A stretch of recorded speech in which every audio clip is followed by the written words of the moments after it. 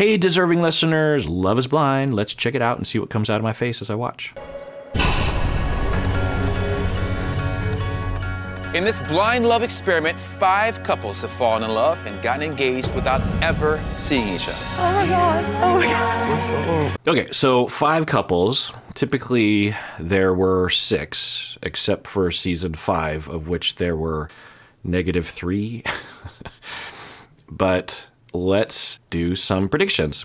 All right, looking at my notes of Britney and Kenneth, we didn't really see much about them.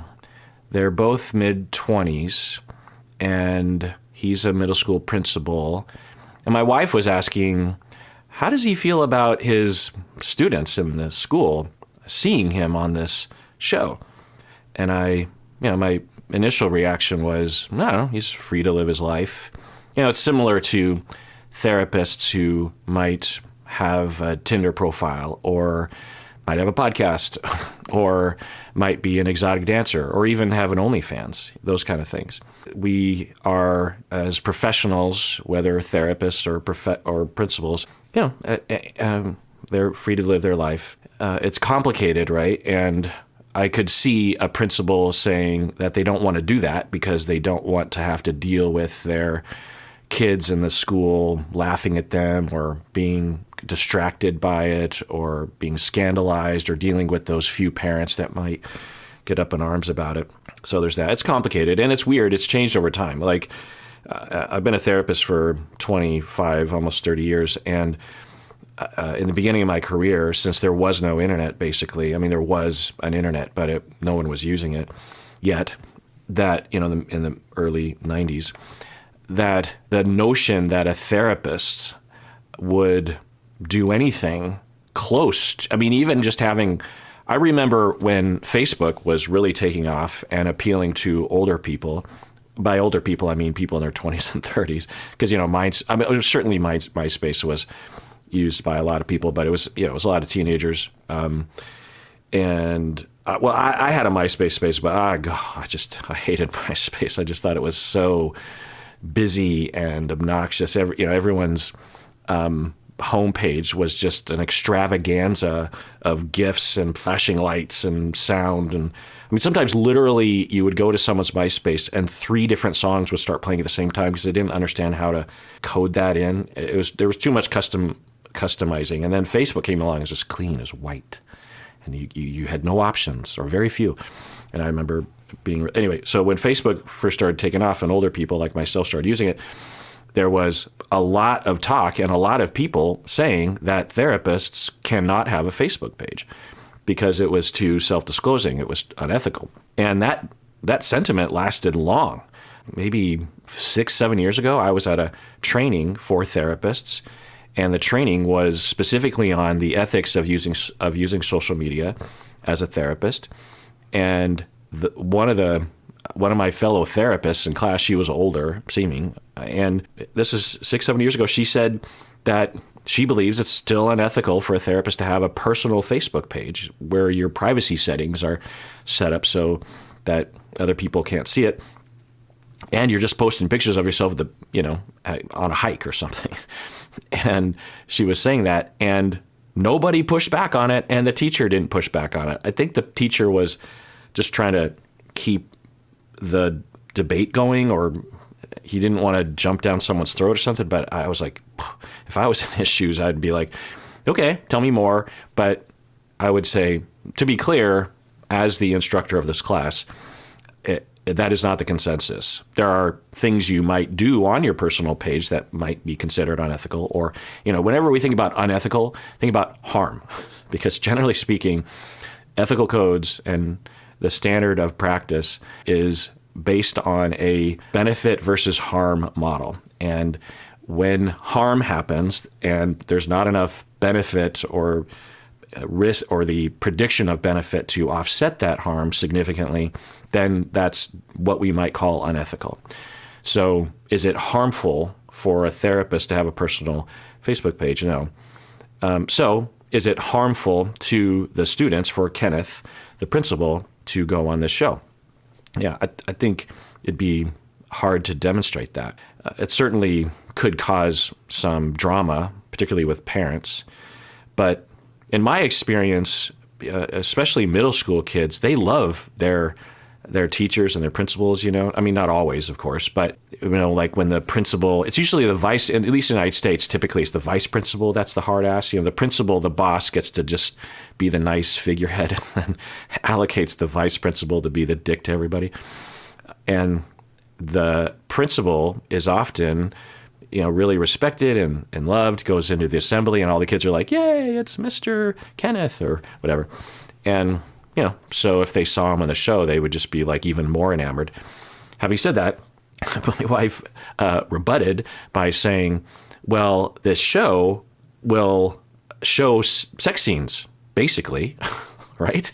Because it's not broadcast TV. They can go a long way. We've seen that both on the Queer Love and the seasons of Love is Blind, where when they go on, especially, it usually happens mainly right at the beginning on The Getaway. They'll be literally filming them in the shower having sex or having pre-sex, foreplay, if you will.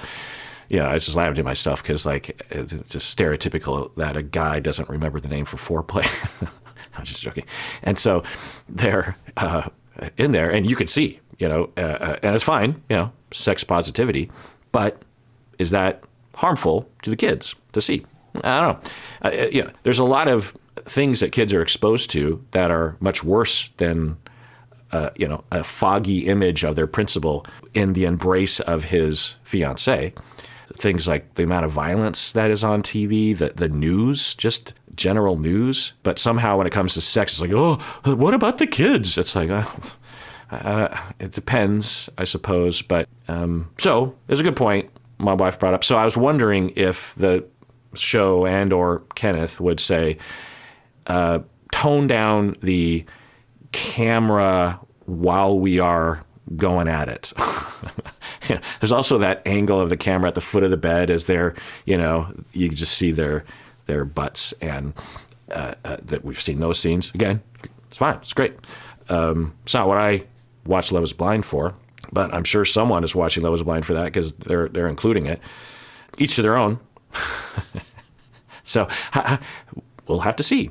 Do we see Kenneth and Britney behind a steamy glass door having, what do they call it, foreplay? And then will we see them in bed with lingerie on, upskirt? Let's find out. Oh, my whole thing here is prediction. Okay, so looking at my notes, we didn't hear much from them. The only thing that I really wrote down was that, well, actually, no, there's a few things here. She said that her dad died of alcoholism when she was 5. And she also said that she was her mom's miracle baby. And that she says, that it's well understood in her family that she was put on this earth for her mom. So I don't know what that means. That could just mean the family narrative, very sweet narrative, or it could mean some sort of enmeshment. I wouldn't be surprised. That is pretty common. And it's because it sounds like her mom had a hard time having kids, something like that. And then dad dies and also was drinking a lot. So you just imagine the mom and the daughter are, the mom is depending on the daughter emotionally too much. It's not automatic, of course, but it would not be surprising. And she also said, I'm like an alpha male, but I want someone to take control, she said. By the way, the alpha male stuff is all bullshit. She might just be using it as an expression, but maybe I'll do a deep dive on that one day. It's nonsense, utter nonsense. It's just a notion, and people use it in a variety of ways, but people basically just use it to uphold the patriarchy. It's that simple, which isn't a biological necessity, meaning that we didn't evolve a patriarchy. At least there's no evidence that we did. And there's a lot of evidence that we developed patriarchy once we had to deal with civilization and land ownership and scarce resources and stuff. Because a lot of hunter-gatherer societies don't have quote-unquote alpha males or patriarchy. There can be a lot of egalitarian decision-making. Anyway, and it depends. But point is, this alpha male notion is this notion that's like it's in our bones. We evolved to be this way. No. So, and even if we did, who cares? Like we there's all sorts of natural things that we have a natural tendency to want to defecate wherever we are, but we don't do that because of society. I'm guessing that 100,000 years ago, we didn't have toilets. Just going to take a guess, and so we would just defecate where we were. So there's a lot of natural things that are considered like, let's not do that. And then she said she had to mature quickly. So, yeah, I forgot about that detail. Yeah. I mean, those are some pretty strong, alcohol, dad is suffering from alcoholism, then dies at age 5, and then just single mom with single child, miracle baby, and I was put on this earth for my mom. She literally said that statement. I had to mature quickly, and I'm like an alpha male, so I am, dominant. I am maybe codependent. I'm an overfunctioner, but I don't like to be that way. I had to be that way because my mom depended on me, and so it elevated my competence and my power. But I always wanted someone to just treat me like a kid and just take care of me. How about that? So I have a tendency to dominate in the codependent, overfunctioning way, but deep down, I actually want someone to take care of me. And I'll just add this to another incident on this show that has this very traditional gender thing. By the way, I figured out, or my wife told me, I figured out / my wife told me that they are in Charlotte, North Carolina, I believe. I don't know much about the culture in Charlotte, North Carolina. I don't even know where it is on the map. I'm sorry. I've been in North Carolina, Outer Banks, right? And I have friends from there, and I understand there's a lot of variability. I think my ancestors were Quakers in North and South Carolina. They were anti-slavery during slavery times and would help the Underground Railroad. Sort of some of the few white people in the South that actually were actively fighting for generations. And the reason why we know that is because the Quakers take a lot of notes. They're very good about taking notes at church, the community. Anyway, so I don't know, but maybe in Charlotte, North Carolina, or at least maybe the people that they chose, because I can't imagine that Charlotte is that different culturally than Seattle. I'm sure it is to some extent, but not like tremendously, but I don't know. The limited experience I have with that region, that sort of whole region, and I'm sure people from this region will hate me sort of associating a lot of different parts of the United States into one region in my head, but I've spent time in that area, like in Georgia and in South Carolina, North Carolina, and the impression that I got was that there is a lot of old traditional American culture that is still holding on. And I don't know if it was just the architecture or just the fact that that's where the first white people started to settle and to develop things. You could have generations that go along a long time. Plus, there's a lot of little pockets of population that seem very isolated from, like Savannah and Charleston, both wonderful little cities, but they seem like little encapsulated into, I don't know. What do you think? Or if you from that region or you've spent time there, is it that different? Because when I hear them talk, particularly about gender roles, it sounds very strange to me. Do I understand that people in the United States still have, even in Seattle, still have these views? Absolutely. Yeah. And there's nothing terribly wrong. I'm saying this because she's saying she wants someone to take control. There's just a lot of that kind of talk. But I don't remember a time when I heard as much while I was watching Love is Blind. But I don't know. I am willing to be wrong about all this. It's possible that even the Seattle version of Love is Blind, there was an equal amount, and I'm just, for whatever reason, biased or taking note of it. But it is interesting. So what do I think about these two? I don't know. I can't tell. He said that he had a great childhood and that, he said he had a great childhood and then everything changed when his mom died when he was 12 years old. And he said he had to mature quickly as well. So, maybe they can relate on that level. And being a principal, you're definitely in the direction of an overfunctioner potentially, or at the very least, you're not an underfunctioner. Like we can all think about ourselves or everyone we know on the spectrum of overfunctioning and underfunctioning. Me and my wife are definitely on the overfunctioning side of things. We share that, and so we don't bother each other in that way, because if one of us was an underfunctioner, it would, often those people fit well together, but there's a lot of aggravation. And we must not be terribly overfunctioning because we don't demand to overfunction for each other, that kind of thing.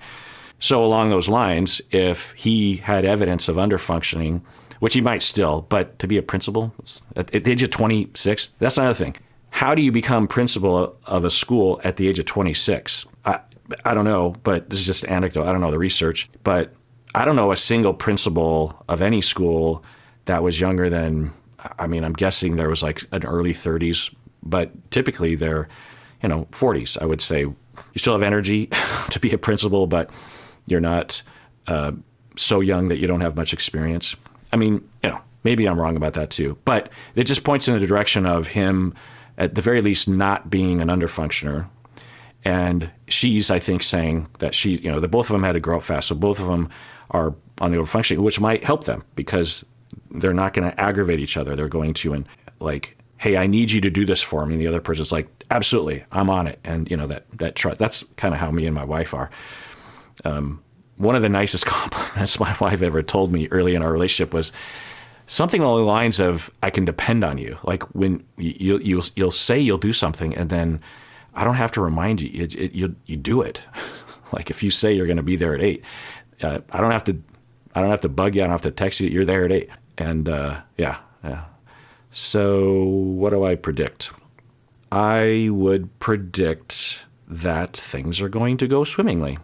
I don't see any cracks in the foundation, but I don't have much to go off of. Oh my God. How's it look, baby? It looks good? Ooh. All right. AD and Clay, looking at my notes for them, we have a lot more data about these two. And what do I say about them? I don't know. I could see them working out for sure. There's no reason to believe that they're doomed. They connected in the pods, and he really zeroed in on AD. AD was trying to decide between Matthew and Clay, and maybe even her experiences with Matthew might help just really propel her towards Clay. That'll happen sometimes where, say you start dating someone and they just, without reservation, love you. And it's possible that you're a very lovable person. It's, as another factor, it's possible that they just got out of a relationship that was like particularly bad. And by contrast, you're like, awesome, right? And sometimes that can help to solidify the beginning of a relationship, to keep it strong so that you can get through those times. So maybe AD is in those shoes. Of course, the question they're editing in is he attracted to her? And, I don't see him exhibiting any signs that he's not, but you never know. If they do have a problem, if I were to take a guess, I would say that he will have a hard time if there's any kind of vulnerability or hurt feelings. We talked about his ego, and we saw some of his behavior, when he felt threatened, he got verbally aggressive to some extent. And I could see that happening again if he feels like he's being hurt or blamed or criticized or pushed away or something. And then that could cascade into them breaking up. I could see AD having issues with being codependent as well and being an overfunctioner. She has said that he's a work in progress. That's just a given. And I'm wondering, now maybe he's on board with that and he's just like, yeah, I need help with this, thanks, and I'll help you with other things. But if he's not into it, or she imposes her overfunctioning criticism often, like across the board, then that could push him away. She also, during the meetup scene, exhibited an interesting side of herself that I saw with Matthew as well, where she's very mousy. And there's nothing wrong with that because, it's an overwhelming situation. You're just sort of giggly and, oh my God, here you are.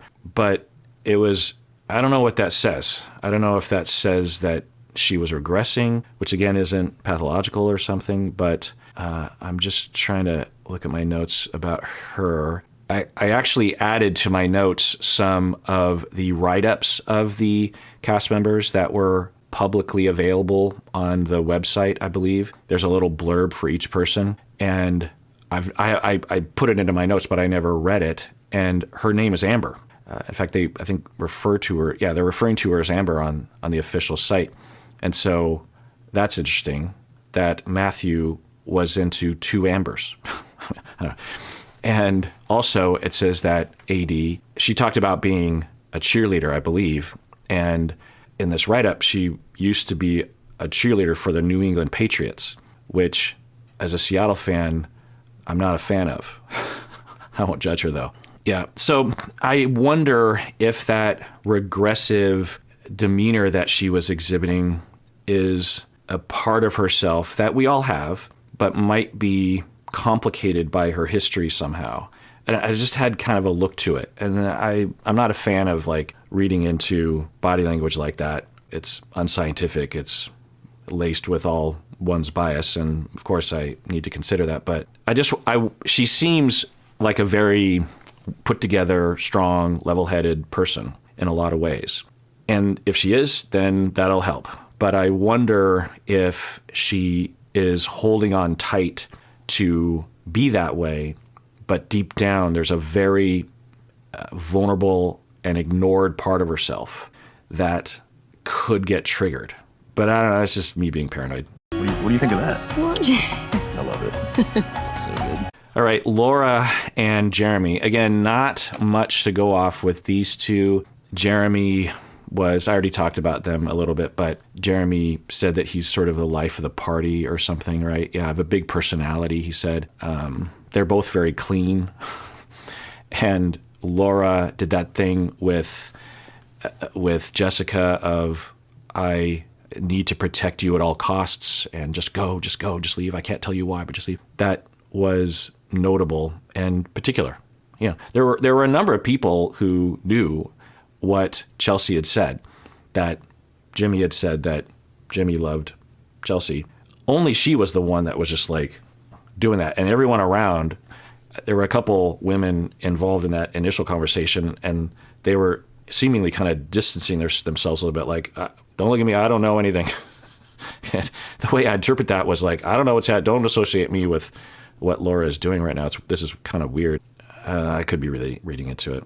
And, maybe Laura was she has a particular way of just really caring for her friend Jessica. And, the motivation is a good one. She cared about Jessica's feelings and was trying to really, really help Jessica. That's great. The method was, I think, odd, and Jessica never left. So what were you concerned about? She's not a fragile flower. So I don't know what that indicates. It could indicate overfunctioning as well, or some kind of wanting to make things about her. I don't know, liking the power of knowing things, or I don't know. Because in a way, that interaction, you could argue it made it about her, Laura, and not about Jessica, when it was all about Jessica and Chelsea. And suddenly she inserts herself. Again, she was being altruistic. She was trying to care for her friend.